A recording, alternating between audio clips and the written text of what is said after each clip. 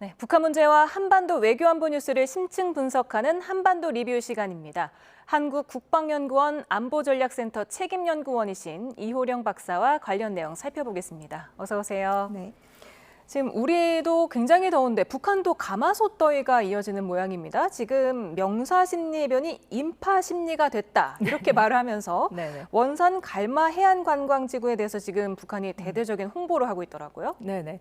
원산 갈마 해안 관광지구 같은 경우에는 김정은 위원장이 직접 2018년에 지시를 해서 그 해 3번 정도 직접 갈 만큼 굉장히 관심을 갖고 주도했던 사업인 거죠. 그러나 이제 뭐 코로나라든지 대북 제재로 인해서 작년에 건 7년이 지나서야 개장을 했습니다. 이제 개장을 하고 나서 외화벌이를 하는 주요 그 목적으로 중국이라든지 러시아 관광객을 유치할 거라고 굉장히 기대를 했었는데 개장한 지 보름 만에 아니다, 외국인은 받지 않겠다라 해서 굉장히 내수용 중심으로 북한 주민들의 인민생활 향상을 위해서 그 관광지구를 개발했다라는 쪽에 이제 목표를 두고 있는 것 같아요. 그래서 올해도 보면은 처음으로 평양과 갈마 관광지구의 국내선을 일주일에 2번, 월요일이랑 목요일 한 차례씩만 운행을 해요. 그러면 실질적으로 그렇게 많이 인파가 갔다라는 거와 비행기가 운행한 횟수를 보면은 굉장히 격이 있는 거죠. 거리가 있는 거죠. 보면 비행기도 한 편에 운행하는데 맥시멈 탈 수 있는 인원이 80여 명인 거예요. 그러면 평양에서 갈마 해안 관광지구 간 게 일주일에 160여 명 정도밖에 안 된다라는 거죠. 그럼에도 불구하고 조선중앙통신을 통해서 발표하는 건 7월에 수만 명이 여기 갈마 관광지구에 왔었다라고 이야기를 하고 있죠. 네, 지금 조금 전에 영상으로 지금 나가고 있는 거 보면 굉장히 일단 좋아 보입니다. 근데 평양에서 원산 갈마지구까지 거리가 서울에서 속초 가는 거리 정도밖에 안 돼 보이긴 하는데 비행기를 또 타고 가더라고요. 실질적으로 그 도로라든지 철도라든지 이런 부분이 제대로 갖춰져 있지 않은 거죠. 그러니까 관광지까지 갈 수 있는 인프라가 제대로 갖춰져 있지 않기 때문에 실질적으로 외국인들을 초청을 해도 평양에 와서 거기까지 갈 수 있는 수단이 없는 거죠. 그래서 지금 국내선 비행기를 2차례를 운행을 한다라고 하지만 실질적으로 거기에 가서 과연 정말 북한 주민들이 그쪽을 시설을 활용할 수 있을까에 대한 퀘스천이 붙는 게 가장 비싼 시설이 2만여 명 숙박을 할 수 있는 시설인데 $500부터 $10까지 있어요. 이제 과연 그거를 충당할 수 있을까에 대한 또 퀘스천이 남아 있는 거죠. 네. 그런가 하면은 김여정 노동당 총무부장이 일본의 토마호크 순항미사일 시험 발사에 반발을 하면서 네. 이에 대해서 군사적 대응을 할 거다 이렇게 밝혔거든요. 네네. 어떤 대응을 어떻게 하겠다는 겁니까?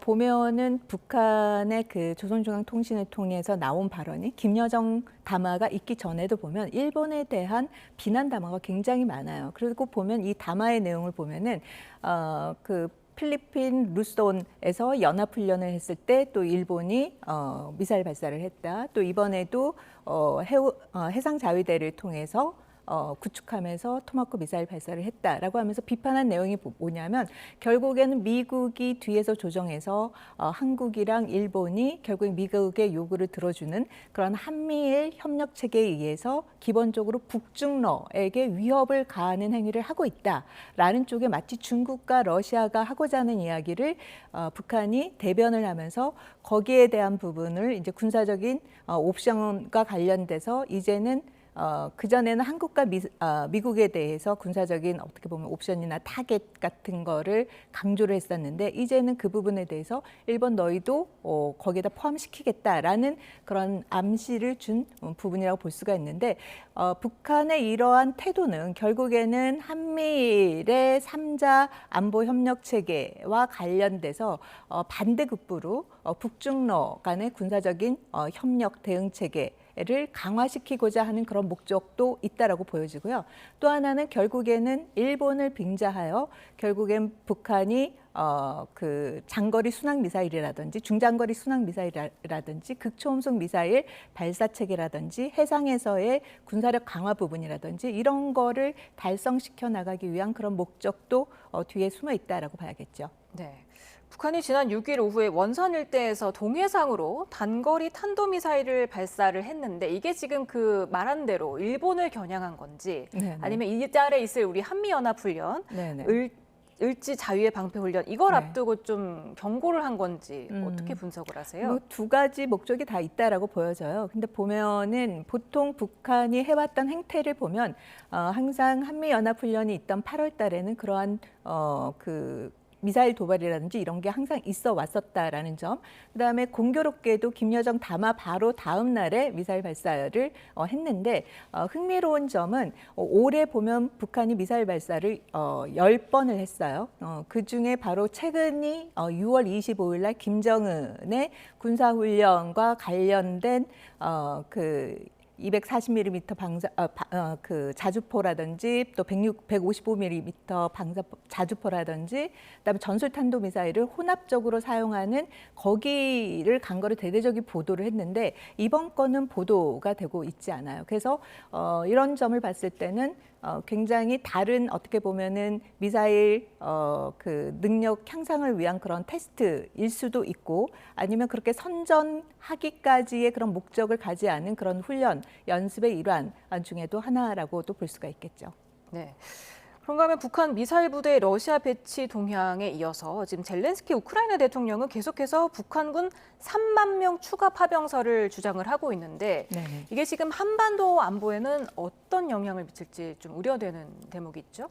그렇죠. 가장 큰 우려가 된다라고 볼 수가 있는 거죠. 이미 북한이 러시아에 14,000에서 그 2만여 명 정도의 공병까지 합하면 2만여 명 정도의 그 병력을 파병한 데 이어서 지금 3만 명 정도를 더 추가적으로 이제 파병할 가능성에 대해서 이야기를 했는데 그 전에도 1차 때에도 파병되기 전에 젤렌스키 대통령이 그 부분을 언급하고 나서 그 이후에 파병이 된 걸 봤을 때 이번 정황도 그 유사한 패턴에 따르지 않을까라는 생각이 듭니다. 근데 결국에는 앞서서 파병한 거와 이번에 만약 3만 명이 파병된다면 성격이 틀려질 수 있다는 거에 주목을 해볼 필요가 있을 것 같아요. 1차적으로 파병했던 그 시점에서는 쿠르스크 지역, 러시아 지역을 탈환을 하기 위한 목적이라면 이번에 만약 그 파병을 한다면 지금 보면 러시아가 매달 그 군 인력을 충원하는 숫자가 한 3만여 명 정도 된다라고 해요. 그런데 그거를 공세로 전환하기 위해서는 추가적으로 3만 명이 더 필요한 거죠. 그럼 결국에는 러시아가 우크라이나전과 관련돼서 공세적인 전환을 위해서 추가적으로 3만 명이 필요한데 이거를 북한에서부터 그 3만 명을 도움을 받고자 한 그런 측면이 크지 않나라는 생각이 들고요.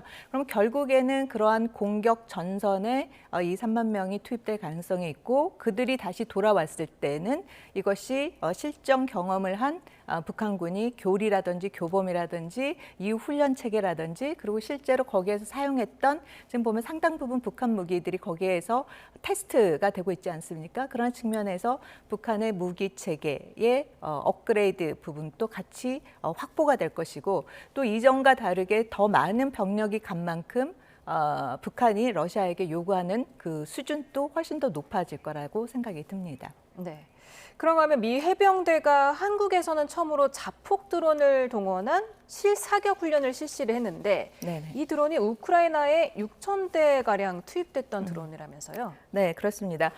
보면은 이제 아처라고 불리는 1인칭 시점의 공격 드론이라고 볼 수가 있는데요. 실제로 우크라이나 그 지역에서 사용된 그 전략 환경하고 또 한반도 지형에서의 사용될 수 있는 환경은 틀린 거죠. 그런 걸 실제로 한반도 지형에서 처음으로 테스트를 해봤고 그런 가운데 실질적으로 6개 드론을 운용을 해봤더니 전부 다 타격이 다 100% 성공을 했다라는 점에서 의미를 갖는다라고 볼 수가 있고요.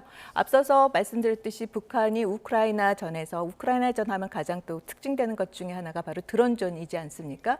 그런 드론전에서의 북한이 역량을 키운 거에 대한 우리의 어떻게 보면 대응 전에 대한 해당되는 역량을 한미의 연합훈련의 역량을 높이고자 한 그러한 시작점이다라는 점에서도 의미가 있다라고 봐야겠죠.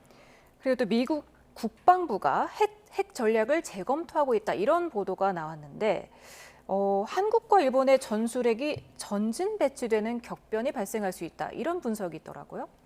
이제 그건 가능성이라고 볼 수가 있을 것 같아요. 일단 지금 보면 네브라스크의 전략사령부에서의 있었던 어떻게 보면 TTX의 가상 시나리오를 갖고 중국과 러시아가 미국의 동맹 국가들에게 위협을 가할 경우 특히 뭐 대만이라든지 동유럽 국가에 공격을 했을 경우 과연 미국이 사용할 수 있는 옵션은 어떤 옵션이 있을까라는 거와 관련돼서 보면 북한이나 중국이나 러시아 같은 경우에는 핵 사용과 관련돼서 핵 문턱을 계속해서 낮춰왔습니다. 그래서 전술핵 능력 부분을 굉장히 강조해 오고 발전시켜 오고 있는 거에 대해서 미국은 그동안의 핵 능력과 관련돼서는 전략핵 중심으로 그 운영 체계와 관련된 부분을 발전시켰는데 이제는 아니다. 상대도 전술핵 부분에 해당되는 그거에 대비해서 미국도 다양한 옵션을 줄 수 있는 전술핵 옵션에 해당되는 부분을 발전시켜야 되지 않느냐. 그런 측면에서 TTX 상에서의 그런 시나리오 상의 대응을 이야기한 게 아닌가라는 생각이 듭니다. 네, 오늘 한반도 리뷰 여기까지 듣겠습니다. 이호령 박사님이었습니다. 감사합니다.